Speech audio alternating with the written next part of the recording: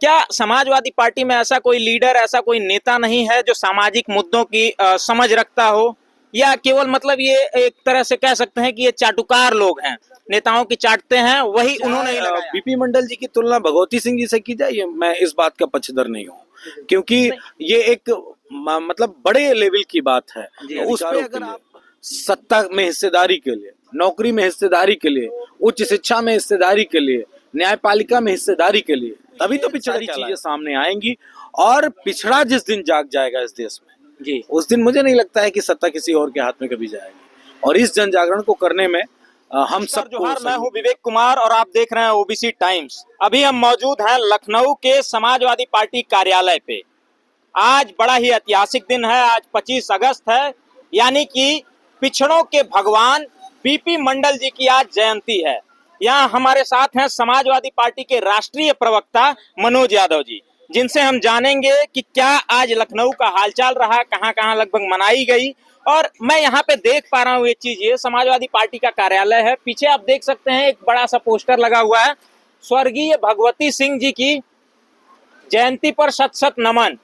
मतलब कि भगवती सिंह जी की जयंती मनाई जा रही है, लेकिन बीपी मंडल जी की जयंती के एक भी पोस्टर्स यहाँ आपको दिखाई नहीं देंगे। तो इससे आप अंदाजा लगा सकते हैं कि आज पिछड़ों के अंदर बीपी मंडल जी को लेके कितनी जागरूकता है, और खासकर समाजवादी पार्टी के दफ्तर पे। इन्हीं से हम जानेंगे। सबसे पहले तो स्वागत है सर आपका। बहुत धन्यवाद। बीपी मंडल जी की आज जयंती है, लेकिन उससे रिलेटेड एक भी पोस्टर मैं देख रहा हूँ कि यहाँ इर्द गिर्द दिखाई नहीं दे रहा है।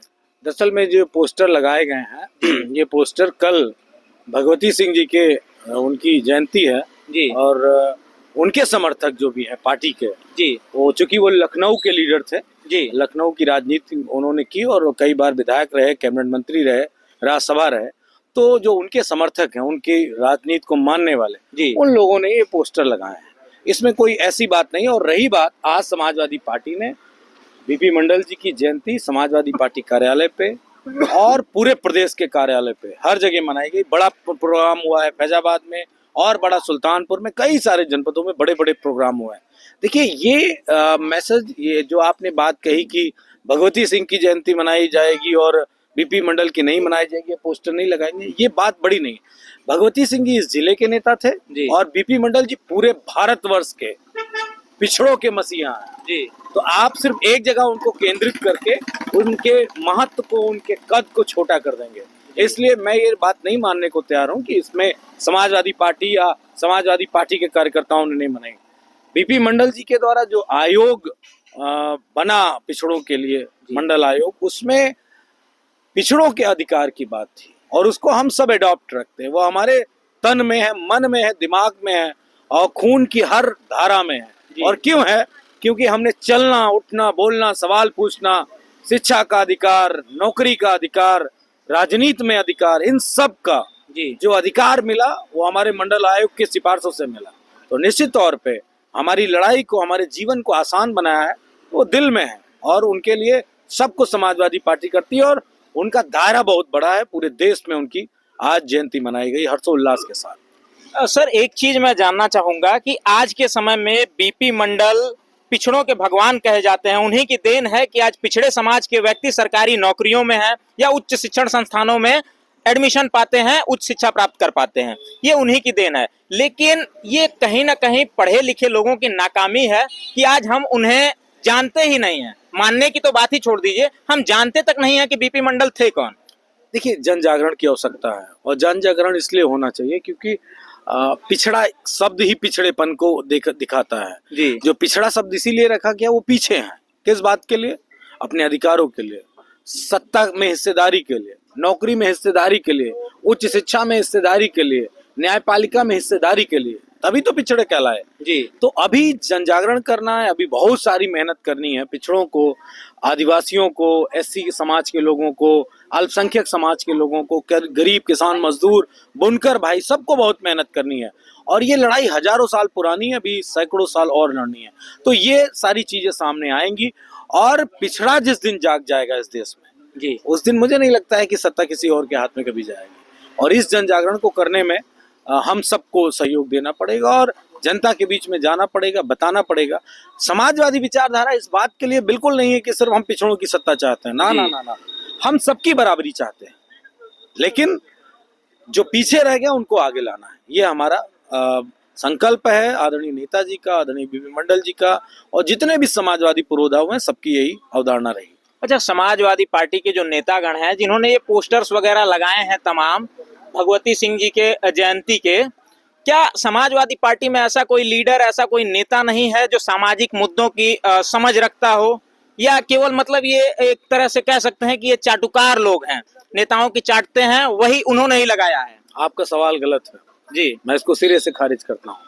हर नेता के मानने वाले समर्थक होते हैं जी, और किसी समर्थक का क्रिटिसाइज करना या इस तरह की बात कहना वो मैं गलत मानता हूँ। जी, मैंने कहा ना, बीपी मंडल जी का प्रोस्पेक्ट पूरे इंडिया में है, क्षेत्र उनका पूरा भारत है। जी, आज दक्षिण भारत में भी उनकी जयंती मनाई गई, जी, आज तमाम सारे स्टेटों में उनकी जयंती मनाई गई।